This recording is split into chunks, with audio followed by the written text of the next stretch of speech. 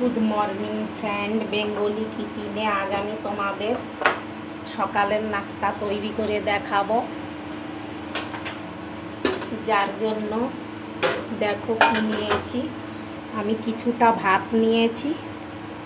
এই ভাত কিন্তু গরমের টাইম, এই জন্য ভাত বাইরে রাখলে নষ্ট হয়ে যাবে। এই জন্য আমি ফ্রিজে রেখেছিলাম। ফ্রিজে রাখার পর ভাত কিন্তু শক্ত হয়ে যায়, এই জন্য আমি তৈরি করে নেব এই ভাত দিয়ে একটা নতুন রেসিপি। যার জন্য নিয়েছি একটা আলু কাট করে নিয়েছি, কিছুটা কাঁচা লঙ্কা, ধনেপাতা, পেঁয়াজ কুচি, 5-6টা রসুনের কোয়া, সঙ্গে একটু আদা। এবার আমি আগে কাঁচা লঙ্কা কাট করে নেব।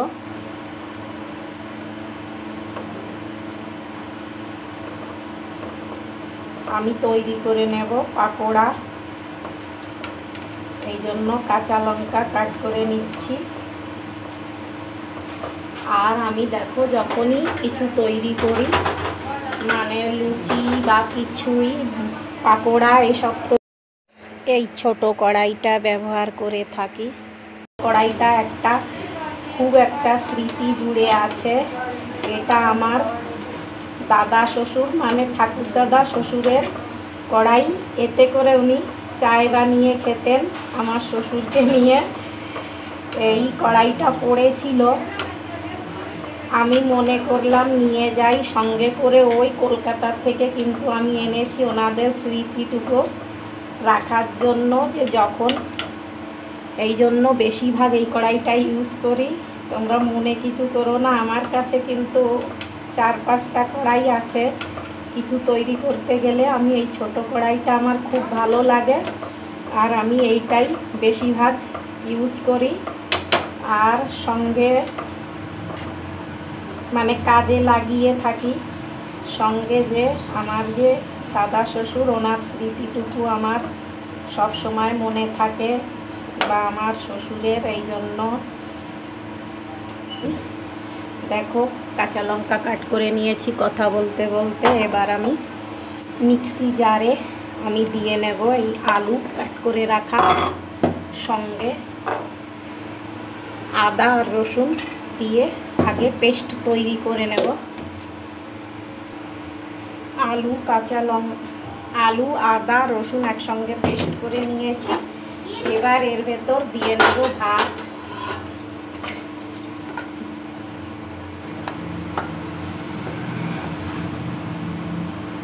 ভাত যদি বাইরে থাকতো তাহলে কিন্তু ফেলে দিতে হতো, এই জন্য আমি মনে করলাম ফ্রিজে রাখি। ফ্রিজে রাখলে আবার শক্ত হয়ে যায়, আর সবাইরই জানা আছে যে অন্ন কখনো নষ্ট করা উচিত না। এই জন্য আমি একটু পাকোড়া তৈরি করে নেব।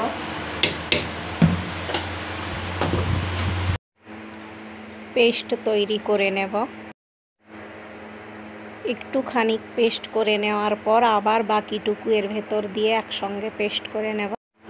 মিহি পেস্ট না করলেও হবে, একটু মোটা মোটা থাকলেও কোনো অসুবিধা হবে না।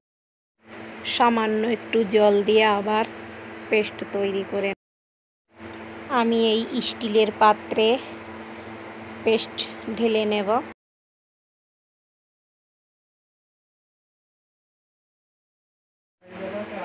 হাতে নিয়েছি কিছুটা জোয়ান, যা আমি হাত দিয়ে ঘষে ভালো করে তারপর দিয়ে নেব।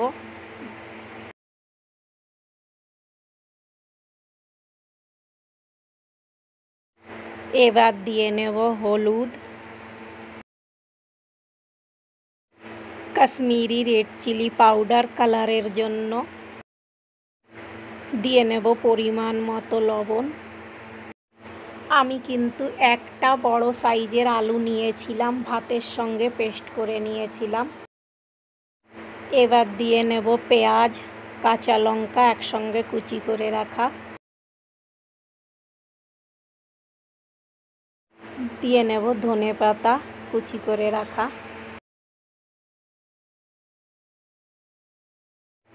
এবার দিয়ে নেব বেসন।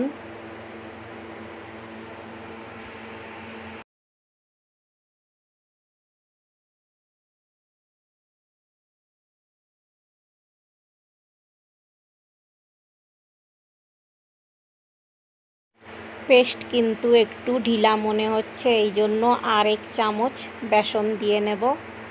সব মিলে 4 চামচ বেসন দিয়ে নিয়েছি। এবার ভালো করে মাখিয়ে নেব। গ্যাস অন করে নেব। কড়াই গরম হওয়ার পর দিয়ে নেব অয়েল।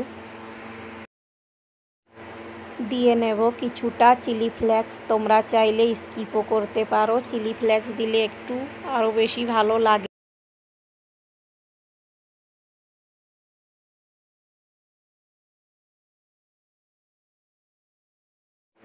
অয়েল গরম হওয়ার পর গ্যাসের ফ্লেম লো করে আমি গোল গোল করে পাকোড়া বানিয়ে নেব।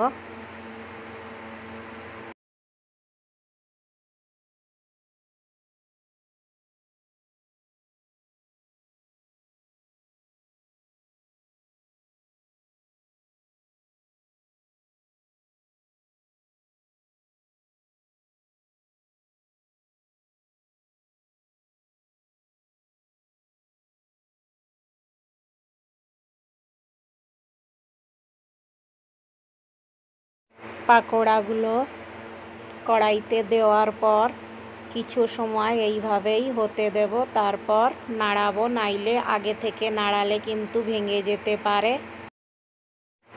2 থেকে 3 মিনিট পর গ্যাসের ফ্লেম মিডিয়াম করে নিতে হবে। মিডিয়াম করে নিলে খুব সুন্দর ভাজা হবে। মাঝে মাঝে এইভাবে উল্টে নিতে পারো।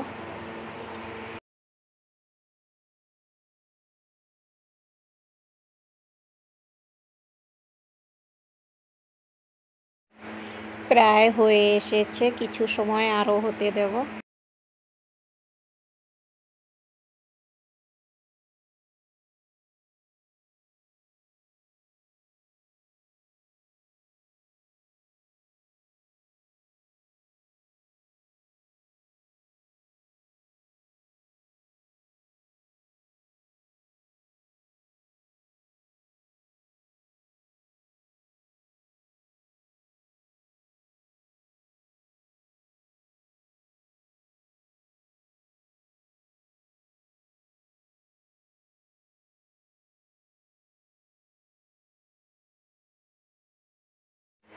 তৈরি করে নিয়েছি, দেখো কত সুন্দর কালার এসেছে, আরও ক্রাঞ্চি হয়েছে।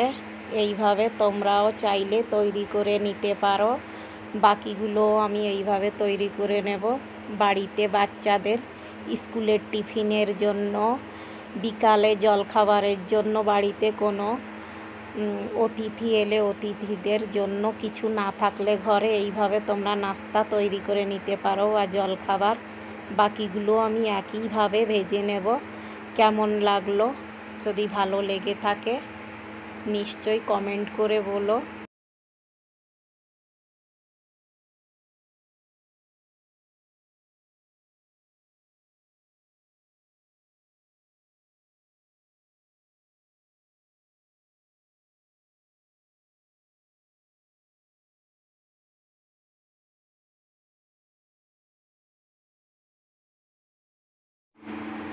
তৈরি করে নিয়েছি। কেমন লাগলো আমার এই রেসিপি? যদি ভালো লেগে থাকে লাইক, কমেন্ট, সাবস্ক্রাইব করতে ভুলো না। পারলে শেয়ার করে দিও।